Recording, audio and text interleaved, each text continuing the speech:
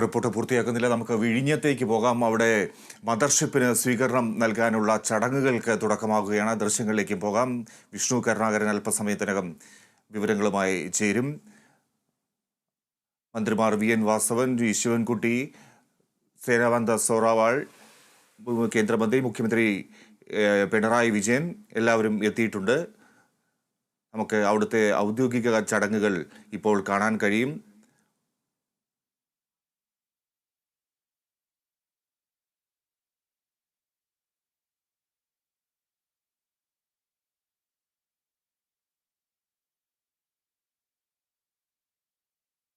വിഷ്ണു കരുണാകരൻ വിവരങ്ങളുമായി.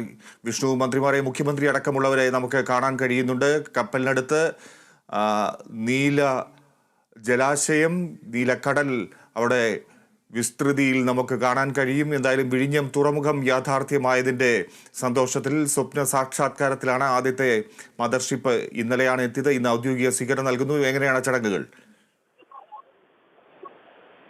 ഫിജി മുഖ്യമന്ത്രി അടക്കമുള്ളവർ ഇപ്പോൾ ആ സ്ഥലത്ത് എത്തിയിട്ടുണ്ട്. കപ്പലിന് സമീപത്ത് തന്നെ എത്തിയിട്ടുണ്ട്. മുഖ്യമന്ത്രി വലിയ സ്വീകരണമാണ് ഒരുക്കുന്നത്. കപ്പലിന്റെ ക്യാപ്റ്റൻ അടക്കമുള്ളവരെ സ്വീകരിക്കും. അതോടൊപ്പം തന്നെ കേന്ദ്ര ഷിപ്പിംഗ് മന്ത്രി സർബാനന്ദ് സോനോവാളും ചടങ്ങിലുണ്ട്. മന്ത്രി വി എൻ വാസവൻ അടക്കം എത്തിയിട്ടുണ്ട്. ഏതായാലും അതോടൊപ്പം തന്നെ വിവിധ ആളുകളാണ് ഇന്ന് പരിപാടി കാണാനായി എത്തുന്നത്. അതോടൊപ്പം തന്നെ ഇതുമായി ബന്ധപ്പെട്ട സ്ക്രീനിങ്ങും ഇവിടെ ഒരുക്കിയിട്ടുണ്ട്. സാധാരണ ഈ പരിപാടിയിൽ എത്തുന്ന ആളുകൾക്ക് എല്ലാവർക്കും ഷിപ്പിനടുത്തേക്ക് പോകാനുള്ള സൗകര്യം ഒരുക്കാൻ സാധിക്കാത്തത് കൊണ്ടാണ് അവർക്ക് ഇവിടെ വേദിയിലിരുന്ന് തന്നെ ഇതെല്ലാം കാണാനുള്ള സൗകര്യങ്ങൾ ഏർപ്പെടുത്തിയിട്ടുണ്ട്. അതോടൊപ്പം തന്നെ ഈ മദർഷിപ്പിനെ സ്വീകരിക്കാനുള്ള ഒരു സാഹചര്യമാണ്, ആ ഒരു സമയമാണ് ഇപ്പോൾ എടുത്തുകൊണ്ടിരിക്കുന്നത്. അതുമായി ബന്ധപ്പെട്ട ചടങ്ങുകൾ പുരോഗമിക്കുകയാണ്. ഏതായാലും മുഖ്യമന്ത്രി വളരെ സന്തോഷത്തിലാണ്. കേരളത്തിന് തന്നെ വലിയൊരു മാറ്റം ഉണ്ടാകുന്ന ഒരു വിധിയെഴുത്ത് എന്ന് വേണമെന്ന് പറയേണ്ടത്. സാമ്പത്തികമായ ഒരു വലിയ മാറ്റം വരാൻ സാധ്യത കൊടുക്കുന്ന ഒരു പദ്ധതിയാണ് വിഴിഞ്ഞം പദ്ധതി. ആ പദ്ധതിയോടൊപ്പം ചേർന്ന് നിൽക്കുന്ന ഇപ്പോൾ ഈ മദർഷിപ്പ് എത്തുന്നത് വലിയൊരു കാര്യമാണ്. അതായത് ഈ മദർഷിപ്പ് കഴിഞ്ഞ ദിവസം രാവിലെയാണ് എത്തിയപ്പോൾ തന്നെ ഇത് വളരെ വേഗത്തിൽ കരയ്ക്കടുത്തേക്ക് അടുപ്പിക്കാനായി സാധിച്ചു. അത് അത്രയ്ക്കും വലിയ പ്രത്യേകതയുള്ള ഒരു സാഹചര്യമാണ്. സാധാരണ പല തുറമുഖങ്ങളിൽ വളരെ സമയമെടുത്താണ് കപ്പലുകൾ കരയ്ക്കടുപ്പിക്കുക. ഇപ്പോൾ കപ്പലിന് സ്വീകരണം നൽകിയിട്ടുണ്ട്. ഇപ്പോൾ നമുക്ക് ദൃശ്യങ്ങളിലെല്ലാം കാണാൻ സാധിക്കും. വലിയ ആഘോഷപൂർവ്വമായി വലിയൊരു സ്വീകരണമാണ് ഒരിക്കലും കേന്ദ്രമന്ത്രിയും മുഖ്യമന്ത്രിയും എല്ലാവരും ബലൂണുകൾ പറത്തുന്ന സാഹചര്യമാണ് ഇപ്പോൾ കാണുന്നത്. ഇപ്പോൾ ബലൂണുകൾ പറത്തി കപ്പലിനെ സ്വീകരിക്കുകയാണ്. വലിയൊരു ആഘോഷമാണ് ഇവിടെ കാണുന്നത്. ഏതായാലും ഈ കപ്പലിന്റെ ഒരു മദർഷിപ്പ് ആദ്യമായി എത്തുന്നു. ഇന്ത്യയിലെ തന്നെ ഒരു തുറമുഖത്തിന്റെ ഭാഗമായി എത്തുന്ന മദർഷിപ്പാണ്. അപ്പോൾ ഇത് ആദ്യമായി എത്തുന്നത് ഒരു വലിയ സ്വീകരണം നൽകുന്നു. ഇപ്പോൾ ഈ സ്വീകരണം നൽകിയതിനു ശേഷം ഇനി എല്ലാവരും ഇനി വേദിയിലേക്കാണ് വരുന്നത്. ഈ പൊതുപരിപാടിയിലേക്ക് വരും. അതായത് കപ്പലിന് സ്വീകരണം നൽകിയിട്ടുണ്ട്. ബലൂണുകൾ പറത്തിയാണ് കപ്പലിന്റെ സ്വീകരണം അറിയിച്ചിരിക്കുന്നത്. ഏതായാലും മുഖ്യമന്ത്രിയും കേന്ദ്രമന്ത്രിയും ഇനി പരിപാടി നടക്കുന്ന വേദിയിലേക്ക് വരും. ഏതായാലും ഇത് നിരവധി ആളുകളാണ് ഈ പരിപാടി കാണാനായി എത്തിയിരിക്കുന്നത്. ഏകദേശം 5000-ഓളം ആളുകൾ ഈ പ്രദേശത്തുണ്ട്. ട്രെയിനിങ് സൗകര്യവും ഏർപ്പെടുത്തിയാണ് ഈ തുറമുഖത്തിന്റെ ഒരു ഭാഗത്ത് തന്നെ ഈ പരിപാടി സംഘടിപ്പിച്ചിരിക്കുന്നത്. ഏതായാലും ഈ കപ്പലിനെ കുറിച്ച് പറയുകയാണെങ്കിൽ വലിയൊരു കപ്പലാണ്. അതായത് ഈ മദർഷിപ്പ് ആയതുകൊണ്ട് തന്നെ സാധാരണ കപ്പലുകൾക്ക് ഒരുപാട് ചരക്ക് കൊണ്ടുവരാനായി സാധിക്കും. അതുകൊണ്ട് തന്നെ വിഴിഞ്ഞം തുറമുഖത്തിന് മറ്റ് രാജ്യങ്ങളിലെ പോലെ തന്നെ വലിയ പ്രാധാന്യമുള്ള ഒരു തുറമുഖമാണ്. കാരണം പല രാജ്യങ്ങളിലും, ആഫ്രിക്കൻ രാജ്യങ്ങളിൽ നിന്നായാലും അതുപോലെ യൂറോപ്പിൽ നിന്നുള്ള കപ്പലുകളായാലും മദർഷിപ്പുകൾക്ക് വിഴിഞ്ഞം കപ്പൽ ശാലയിലേക്ക് വിഴിഞ്ഞം തുറമുഖത്തേക്ക് എത്താൻ സാധിക്കും. എന്നിട്ട് അവിടെ നിന്നാണ് ഫീഡർ ഷിപ്പുകളിലേക്ക് ചരക്ക് നീക്കം നടത്തി അതിനുശേഷം മറ്റു തുറമുഖങ്ങളിലേക്ക് അയക്കുക. അതുകൊണ്ട് ഇന്ത്യയെ സംബന്ധിച്ചിടത്തോളം തന്നെ വളരെ പ്രതീക്ഷയോടെ ഉറ്റുനോക്കുന്ന ഒരു തുറമുഖം തന്നെയാണ് വിഴിഞ്ഞം തുറമുഖം. അതുകൊണ്ട് തന്നെ ഇത് വളരെ വേഗത്തിൽ തന്നെ ഇതിന്റെ പദ്ധതി എല്ലാം പൂർത്തിയാവുകയാണെങ്കിൽ അത്രത്തോളം വലിയ സാമ്പത്തികമായും സാമൂഹികമായുള്ള മെച്ചം തലസ്ഥാനത്തുണ്ടാകും. ഏതായാലും തീർച്ചയായും വിഷ്ണു, ഇത് അഭിമാന മുഹൂർത്തമാണ്. പക്ഷേ ഈ വിഴിഞ്ഞം തുറമുഖം പ്രഖ്യാപിച്ചത് മുതൽ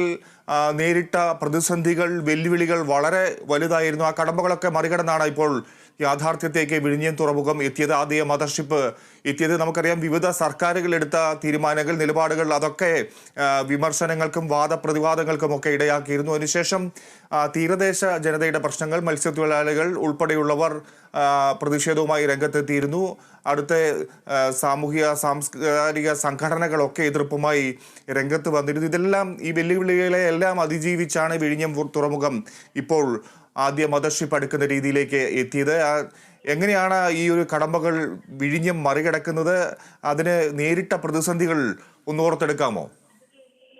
തീർച്ചയായിട്ടും ഇത്തരത്തിലുള്ള വലിയ പ്രതിസന്ധികളിലൂടെയാണ്, അതായത് വിഴിഞ്ഞം തുറമുഖം 1991 വെറും രൂപരേഖയായി മാത്രമാണ് ആരംഭിച്ചത്. അതിനുശേഷം പല കാലഘട്ടങ്ങളിലൂടെ കടക്കുമ്പോഴും വിഴിഞ്ഞം തുറമുഖം പദ്ധതി എപ്പോഴും മുടങ്ങിക്കിടക്കുന്ന ഒരു സാഹചര്യമാണ് ഉണ്ടായത്. പലതരത്തിലുള്ള ബുദ്ധിമുട്ടുകൾ നേരിട്ടു.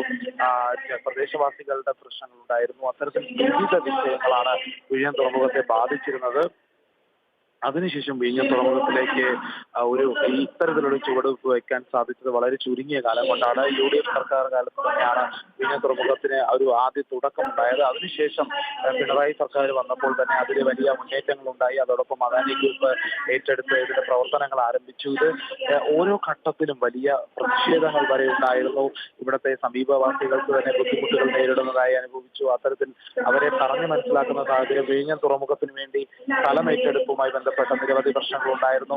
വിഴിഞ്ഞം തുറമുഖം വളർന്നു വരുമ്പോൾ തന്നെ മത്സ്യസമ്പത്തിനെ വരെ ബാധിക്കുന്ന സാഹചര്യങ്ങൾ ചൂണ്ടിക്കാട്ടിയുള്ള പ്രശ്നങ്ങൾ, അത്തരത്തിലുള്ള വിവിധ വിഷയങ്ങൾ ഉണ്ടായിരുന്നു. ഈ ഓരോ കാലഘട്ടത്തിലെയും പ്രശ്നങ്ങൾ അതിജീവിച്ചാണ് വിഴിഞ്ഞം തുറമുഖം ഇന്ന് കാണുന്ന ഈ നിലയിലേക്ക് എത്തിയത്. ഇനി ഏറെ ദൂരം സഞ്ചരിക്കാനുണ്ട്. ഇത് പൂർത്തിയാകാനായി, അതായത് 2028ഓടെ വിഴിഞ്ഞം തുറമുഖം പൂർത്തിയായി സാധിക്കും, അത് കഴിയുമെന്നുള്ളൊരു ഒരു വിശ്വാസമാണ് ഇപ്പോൾ സർക്കാർ മുന്നോട്ട് വയ്ക്കുന്നത്. എന്നാൽ 2020ഓടെ പൂർത്തിയാവുകയാണെങ്കിൽ 2035ഓടെ തന്നെ സംസ്ഥാന സർക്കാരിന് വലിയ ഒരു വരുമാന വിഹിതം വന്നു തുടങ്ങുമെന്നും അദ്ദേഹം മന്ത്രി VM വാസവൻ കുറച്ച് ദിവസങ്ങൾക്ക് മുമ്പ് വ്യക്തമാക്കിയിരുന്നു. അത് വലിയൊരു കടമ്പയുടെ കടന്നു വന്നതാണ്. മാത്രമല്ല ചരിത്രം ഉറങ്ങുന്ന ഒരു തുറമുഖം തന്നെയാണ്. പഴയ കാലത്ത് തന്നെ, ഈ ചോള രാജവംശ കാലത്ത് മുതൽ തന്നെ വിഴിഞ്ഞം തുറമുഖത്തിന് ഒരു പ്രാധാന്യമുണ്ടായിരുന്നു. അതിനുശേഷം ഈ കുറച്ചു കാലങ്ങൾക്ക് മുമ്പ്, അതായത് ഈ ചരിത്രത്തിന്റെ ഒരു അവസാന നാള് എന്ന് പറയുമ്പോൾ നമ്മുടെ ഈ തിരുവിതാംകൂർ രാജവംശവുമായി ബന്ധപ്പെട്ട ഈ കപ്പൽശാല അല്ലെങ്കിൽ ഈ വിഴിഞ്ഞം തുറമുഖം മെച്ചപ്പെടുത്താനുള്ള ചിന്തകൾ ഉണ്ടായിരുന്നു. അതിനുശേഷമാണ് ഇത് വളരെ വൈകിയും ഇത് ഒരു പദ്ധതി മാത്രമായി ഒതുങ്ങിക്കൊണ്ടിരുന്നു. ഇത് പദ്ധതി നടപ്പിലാക്കാൻ പറ്റാത്ത സാഹചര്യം, അത്തരത്തിൽ തുടങ്ങിയിരുന്ന ഒരു സാഹചര്യമായിരുന്നു. പിന്നീടാണ് ഇത് വർഷങ്ങളോളമുള്ള കഷ്ടപ്പാടിന്റെ പല മന്ത്രിമാർ മാറി വന്നു, പല സർക്കാരുകൾ വന്നു. ഇതിലെല്ലാം പല സർക്കാരിനും പങ്കുള്ള ഒരു സാഹചര്യം, വളരെ ബുദ്ധിമുട്ടി. കേരളത്തിന്റെ ഒരു വളർച്ചയുടെ ഭാഗമായി തന്നെയാണ് ഇത് ഓരോ ഘട്ടത്തിലൂടെയും കടന്ന വലിയ പ്രതിസന്ധികളെല്ലാം നേരിട്ടാണ് വിഴിഞ്ഞം തുറമുഖം ഇന്ന് കാണുന്ന ഒരു സാഹചര്യത്തിലേക്ക് എത്തിയിരിക്കുന്നത്. അതുകൊണ്ട് തന്നെ ഇതൊരു അഭിമാന നേട്ടം തന്നെയാണ്. ഒരു മദർഷിപ്പ് വരുന്ന ഒരു തുറമുഖം എന്നുള്ള നിലയിൽ വിഴിഞ്ഞം തുറമുഖം ലോക ശ്രദ്ധയിൽ ഇടം നേടും എന്നുള്ളത് ഉറപ്പാണ്. ലോകത്തെ ഏറ്റവും മുന്നിൽ നിൽക്കുന്ന തുറമുഖങ്ങളുടെ പട്ടികയിൽ വിഴിഞ്ഞം തുറമുഖവും ഉണ്ടാകും. പല രാജ്യങ്ങളും ഉറ്റുനോക്കുന്ന ഒരു തുറമുഖമായിരിക്കും. അതോടൊപ്പം തന്നെ ഇന്ത്യൻ മഹാസമുദ്രത്തിന്റെ ഒരു ഭാഗത്തായി നിൽക്കുന്ന ഒരു മദർഷിപ്പ് എത്തുന്ന തുറമുഖം, അത്തരത്തിൽ പല വിധത്തിലുള്ള ഒരു ഉപയോഗമുള്ള ഒരു തുറമുഖമാണ്. അതുപോലെ മറ്റ് സൗത്ത് ഈസ്റ്റ് രാജ്യങ്ങളിൽ നിന്നായാലും, ഈ ആഫ്രിക്കൻ രാജ്യങ്ങളിൽ നിന്നായാലും, യൂറോപ്പിൽ നിന്നായാലും ഇന്ത്യയിലേക്ക് എളുപ്പത്തിൽ ചരക്ക് നീക്കം നടത്താൻ പറ്റുന്ന ഒരു സാഹചര്യം ഇവിടെ ഉണ്ട്. അതുകൊണ്ട് തന്നെ ഏത് തരത്തിൽ ചിന്തിച്ചാലും വിഴിഞ്ഞം തുറമുഖം രാജ്യത്തിന്റെ തന്നെ ഒരു അഭിമാന പദ്ധതിയാണ്. രാജ്യത്തിന്റെ സമ്പദ് വ്യവസ്ഥയെ തന്നെ വലിയ രീതിയിൽ മാറ്റാൻ പറ്റുന്ന ഒരു പദ്ധതിയാണ്. അതോടൊപ്പം തന്നെ വിവിധ ആളുകൾക്ക്, നിരവധി ആളുകൾക്ക് ജോലി നൽകാൻ സാധിക്കുന്ന ഒരു പദ്ധതി കൂടിയാണ് വിഴിഞ്ഞം പദ്ധതി. അതുകൊണ്ട് തന്നെ ഇത് വളരെ വേഗത്തിൽ തന്നെ ഈ ട്രയൽ റൺ കഴിയും തോറും ഓരോ ഘട്ടങ്ങളായി ട്രയൽ റൺ കഴിയുന്നു. അതിനുശേഷം ഈ ചരക്ക് നീക്കവുമായിട്ട് ബന്ധപ്പെട്ട കാര്യങ്ങൾ, പരിശോധനകൾ നടക്കുന്നു. അതിന് പിന്നാലെയാണ് ഈ വിഴിഞ്ഞം തുറമുഖം പ്രവർത്തനം മുന്നോട്ട് പോകുന്നത്. അത്തരത്തിലുള്ള ഒരു നേട്ടത്തിൽ നിന്ന് തന്നെയായിരിക്കും വിഴിഞ്ഞം തുറമുഖം ഒരു വളർച്ചയിലേക്ക് എത്തുന്നതെന്ന് വ്യക്തമാണ്. ജിജി, മറ്റൊരു കാര്യം, വിഴിഞ്ഞം തുറമുഖത്തെ സംബന്ധിച്ച് ഇത് ആര് മുന്നോട്ട് വെച്ച ഒരു പദ്ധതിയാണ്, അല്ലെങ്കിൽ ആര് തുടക്കമിട്ടു, ആര് പ്രാവർത്തികമാക്കി എന്നുള്ള തരത്തിലുള്ള ചോദ്യങ്ങളൊക്കെ രാഷ്ട്രീയമായ വാദപ്രതിവാദങ്ങൾക്കൊക്കെ ഇടവരുത്തിയിട്ടുണ്ട്. ഇപ്പോൾ ഈ സർക്കാരിൻ്റെ കാലത്ത് ഈ പദ്ധതി പൂർണ്ണമായിരിക്കുന്നു. അത് ജനങ്ങൾക്ക്, നാടിന്, രാജ്യത്തിന് സമർപ്പിക്കുകയും ചെയ്യുകയാണ്. പ്രതിപക്ഷം പ്രതിഷേധവുമായി ഇപ്പോഴും രംഗത്തുണ്ട് എന്നുള്ളതാണ് മറ്റൊരു കാര്യം. എന്താണ് പ്രതിപക്ഷമൊക്കെ ഈ ഒരു സന്ദർഭത്തിലും പ്രതിഷേധം അറിയിക്കുന്നത്? ഫിജി, പ്രതിപക്ഷം ശരിക്കും ഈ വിഴിഞ്ഞം തുറമുഖവുമായി ബന്ധപ്പെട്ട് ഈ പദ്ധതി തുടങ്ങി വെക്കുന്നത് UDF സർക്കാരിന്റെ കാലത്താണ്. ഇപ്പോൾ നിൽക്കുന്ന സാഹചര്യത്തിലുള്ള വിഴിഞ്ഞം പദ്ധതിയെ തുടക്കമിട്ടത് UDF സർക്കാരാണ്. അതുകൊണ്ട് മുൻ മുഖ്യമന്ത്രി ഉമ്മൻചാണ്ടി പദവിയിൽ ഇരിക്കുന്ന സമയത്താണ് ഇത് നടപ്പിലാക്കിയതെന്നും ആണ് ഇപ്പോൾ UDFന്റെ വാദം. അത് ഇപ്പോഴത്തെ ഭരണപക്ഷം പോലും അത് തള്ളിക്കളയുന്നില്ല. പക്ഷേ UDF ഇപ്പോൾ ആവശ്യപ്പെടുന്നത്, അതായത് കോൺഗ്രസിന്റെ പ്രധാന ആവശ്യം തന്നെ ഈ വിഴിഞ്ഞം തുറമുഖത്തിന് മുഖ്യമന്ത്രി ഉമ്മൻചാണ്ടിയുടെ പേര് നൽകണം. അതിന്റെ പ്രധാന കാരണം ഉമ്മൻചാണ്ടിയാണ് തുടക്കമിട്ടത്.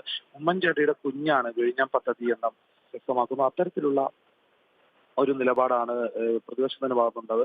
അതോടൊപ്പം തന്നെ ഈ വിഴിഞ്ഞം പദ്ധതി വലിയ ആഘോഷമാക്കുമ്പോൾ പ്രതിപക്ഷം ഉന്നയിക്കുന്നത് അവരുടെ പദ്ധതിയുടെ ഭാഗമാണെന്നുള്ള ഒരു അവകാശവാദമുണ്ട്. ഏതൊക്കെ സംഭവമായാലും എല്ലാ സർക്കാരുകൾക്കും ഇതിൽ കൃത്യമായി പങ്കുണ്ട്. പല മന്ത്രിമാരും ഇതിനു വേണ്ടി മുൻകൈ എടുത്തിട്ടുണ്ട്. അതുകൊണ്ട് തന്നെ ഇത് കേരളത്തിന്റെ പദ്ധതിയായി മാത്രമാണ് കാണാൻ സാധിക്കുന്നത്. അതുകൊണ്ട് ഓരോ സർക്കാർ മാറി വരുമ്പോഴും അതിനെ മെച്ചപ്പെടുത്തുന്ന സാഹചര്യത്തിലേക്ക് എത്തുന്ന പ്രതിസന്ധി ഘട്ടങ്ങളെ തരണം ചെയ്ത് ഇന്ന് നിൽക്കുന്ന അവസ്ഥയിലേക്ക് എത്തിയുന്ന വിഴിഞ്ഞം തുറമുഖ പ്രവർത്തന സാധ്യമായതാണ് ഏറ്റവും വലിയ പ്രത്യേകത. ഇനി ഇത് ഒരു പൂർണ്ണതയിലെത്താൻ ഇനിയും വർഷങ്ങൾ എടുക്കും. 2028 അന്നും സർക്കാരുകൾക്ക് മാറ്റമുണ്ടായാലും അത് കേരളത്തിന്റെ വളർച്ചയായിട്ട് തന്നെ വിഴിഞ്ഞം പദ്ധതിയെ കാണാൻ സാധിക്കും. അതോടൊപ്പം തന്നെ ഈ വിഴിഞ്ഞം പദ്ധതിക്ക് ഈ പരിപാടിയിലേക്ക് ക്ഷണമുണ്ടാകാത്ത ഒരു പരാതി പ്രതിപക്ഷ ഭാഗത്തുണ്ടാകുക. പ്രതിപക്ഷ നേതാവിനെ ഇതിലേക്ക് വിളിച്ചു വരുത്തിയില്ല എന്നുള്ള ഒരു ഔദ്യോഗികമായി ക്ഷണിച്ചില്ല എന്നുള്ള ഒരു പരാതി നിലനിൽക്കുന്നുണ്ട്. അതോടൊപ്പം തന്നെ അത് എന്നാൽ പൂർണ്ണമായി UDF ബഹിഷ്കരിക്കുന്നില്ല. കാരണം ഈ പദ്ധതിയിൽ ആഹ്ലാദ പ്രകടനം നടത്താൻ തന്നെയാണ് പ്രതിപക്ഷം തീരുമാനിച്ചിരിക്കുന്നത്. അർത്ഥത്തിലാണ്